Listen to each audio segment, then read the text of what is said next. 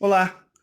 Pela Secretaria de Cultura e Turismo de Santana de Parnaíba e pela Prefeitura, em razão do Covid-19, do nosso confinamento em casa, nós vamos estar dando início a uma série de materiais que será enviado para os colégios, para as agências e para o público espontâneo, contando um pouco da nossa ação de educação patrimonial, o que a gente faz, qual é o tipo de pesquisa que a Secretaria de Cultura produz sobre as casas históricas de Santana de Parnaíba, sobre a história de Santana de Parnaíba, em três grandes níveis, né, que a gente pode, quando andar pela cidade, prestar atenção assim que passar essa pandemia. A primeira é a camada da arquitetura. Então, andando pelas ruas do centro histórico, é que a gente observa as formas, as cores, o formato das casas, o tamanho, o material. Tudo isso leva a gente a analisar a história da arquitetura.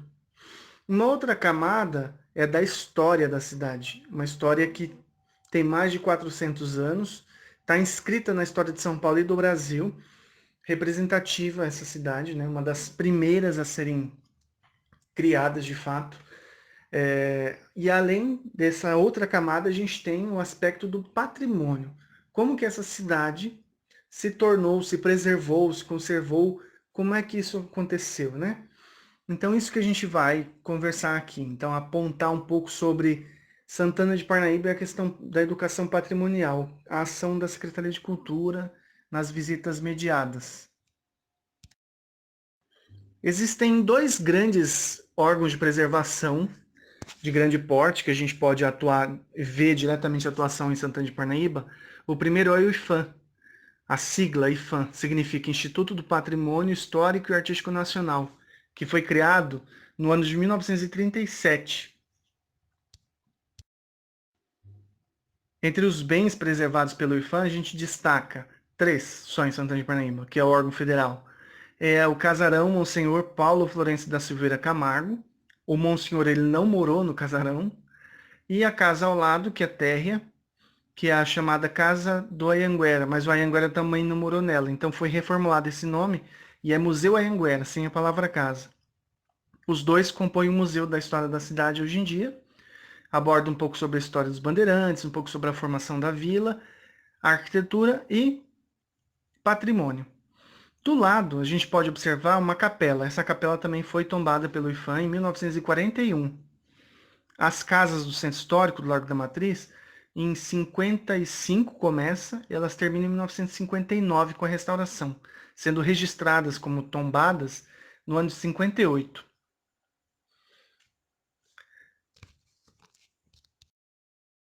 O outro órgão de preservação é o CONDEFAT, que é uma sigla também. Representa Conselho de Defesa do Patrimônio Histórico, Arqueológico, Artístico e Turístico do Estado de São Paulo. Aí a gente pode destacar da ação do CONDEFAT a preservação do centro histórico como um todo, né? As três ruas, a gente ainda vai falar sobre isso aqui.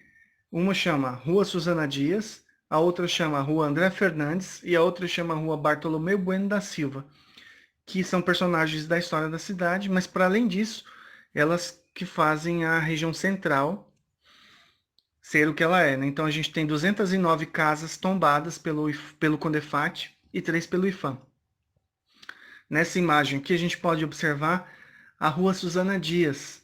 E quando a gente olha ela por esta foto e por fotos atuais, ou quando a gente puder passar por ali, a gente vai observar modificações na paisagem, modificações urbanas, significativas e reveladoras de desenvolvimento econômico, social, enfim.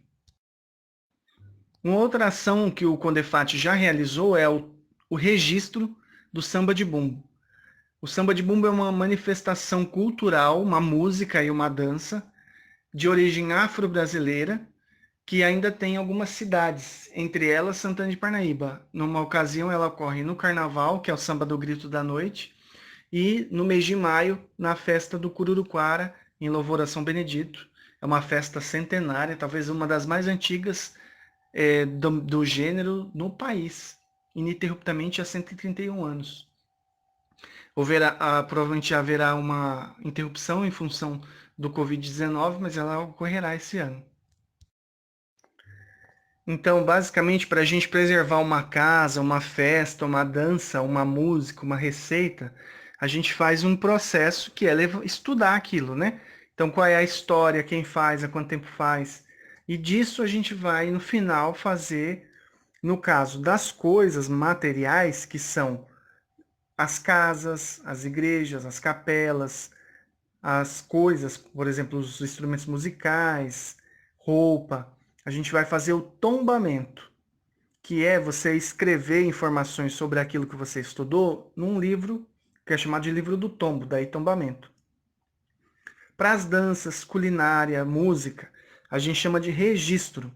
E a gente vai falar sobre isso aqui mais para frente, da diferença do patrimônio material para o imaterial. Agora, aqui o que eu queria destacar para vocês é a metodologia que a gente costuma usar, que é do IFAM, que é da observação, do registro, da exploração e da apropriação. Quer dizer, então nessa educação patrimonial, que une o campo educacional com a formação do que acontece na nível cultural, da preservação das coisas, divulgar para a sociedade por que determinadas coisas foram preservadas, qual é a referência cultural que aquilo traz, para quem, né? Porque a gente está lidando com identidades culturais, por exemplo. Então, as casas de Santana de Parnaíba têm a ver não só com Santana de Parnaíba, mas com os paulistas. Como também você tem coisas que está para além dos paulistas, para as pessoas do Sudeste, ou para as pessoas do Nordeste, para os mineiros, para os fluminenses e até para os brasileiros, né? São referências de identidade, o que identifica um grupo. E às vezes essa valorização se perde com o tempo e a educação patrimonial surge para esmiuçar e aguçar essa curiosidade para tentar entender quais foram os valores atribuídos a uma coisa que está preservada, né? Então essa metodologia que busca resgatar a memória, estimular o afeto entre os indivíduos, a comunidade e os seus patrimônios, né, num processo de aproximação, para ter o respeito. Então a pessoa se sentir pertencente e entender qual é o sentido e o significado dessas coisas na nossa vida do dia a dia. O termo educação patrimonial não é um termo brasileiro, é um termo que tem origem nos museus europeus, Heritage Education, mas para cá ela vem e a gente vai fazendo várias metodologias de trabalho. Então essa é a educação patrimonial. A gente vai abordar daqui para frente então, alguns tópicos que a gente costuma abordar nas visitas na cidade e espero que vocês gostem. Até lá!